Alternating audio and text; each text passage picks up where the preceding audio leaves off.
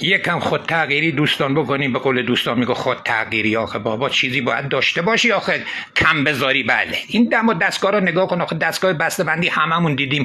اینجوری دیدیم شما؟ ها مگه هممون دهات نیستیم بچه تا؟ آقا اینو نگاه کن، سیب زمینی ببین، یه نفر یه بنی بشر میبینی 600 نفر گونی میبنده، 700 نفر از زمین جمع میکنه. تا الان کدومتون کمباین ذرت علوفه نه این یکی رو دیدی اینجوری؟ ببین ذرت بلال. یا اینو نگاه، هرس میکنه بین ردیفا رو ببین چجوری جمع میکنه. یه دستگاه چند سال پیش اومده بود یه تیغ نداشت، اصلا یه داستانی. بیا آفتابگردان کمباین دیدین از بالا بزنه، از بالا. یا این دستگاه رو نگاه کن آخه بابا جان، این دستگاه ببین، تراکتور ما هر یه قدم یه بار له میکنه همه زمینا. یا این دستگاه چی؟ با برق علفای هرزا میکشه، یعنی خوبا رو میشناسه هرزا رو میکشه. خدا تو از کجا میدونی آخه کدوم درسته کدوم نه؟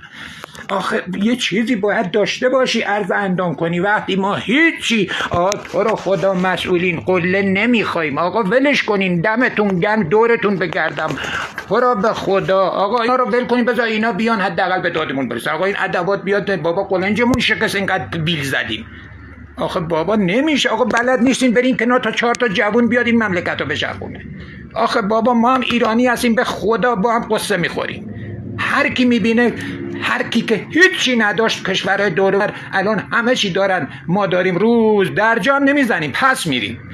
آخه خدا رو خوش نمیاد 80 میلیون آخه دارن پس میزن. والا آخه بابا خب دلمون میسوزه، کباب میشیم. آخه این مملکت ما هم از هر کی اندازه هم نظر داریم، حق داریم بگیم دیگه، کسی مال باباش نیست که، هممون مثل هم اندازه هم سهم داریم. آخه بابا این دم و دستگاه رو نگاه، دماوند رو بده به این چه فرقی میکنه براش؟ ها دماوند این سنگا رو جمع میکنه میبره میریزه بیرون، 2 ماه دیگه از زمین من و شما نرمتره همون دماوند. یا اینو نگاه، ما یه تراکتور میخوایم آقا چغندر بار بزنه، نصفشو میریزه نمیرسه بالای کمپرسی، بیا تا آسمان هفتم استغفرالله پیش خدا میره میگه یا الله. آخه ببین چجوریه.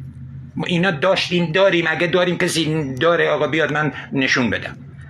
یا این دستگاه رو نگاه، مچاله میشه بذار تو جیبت، بیار خودش باد میشه، تیکه تیکه تیکه چغندر از زمین بر میداره میبره میریزه اون بالا، ولش کنی تا کارخونه میبره تحویل میده، قندم برات درست میکنه.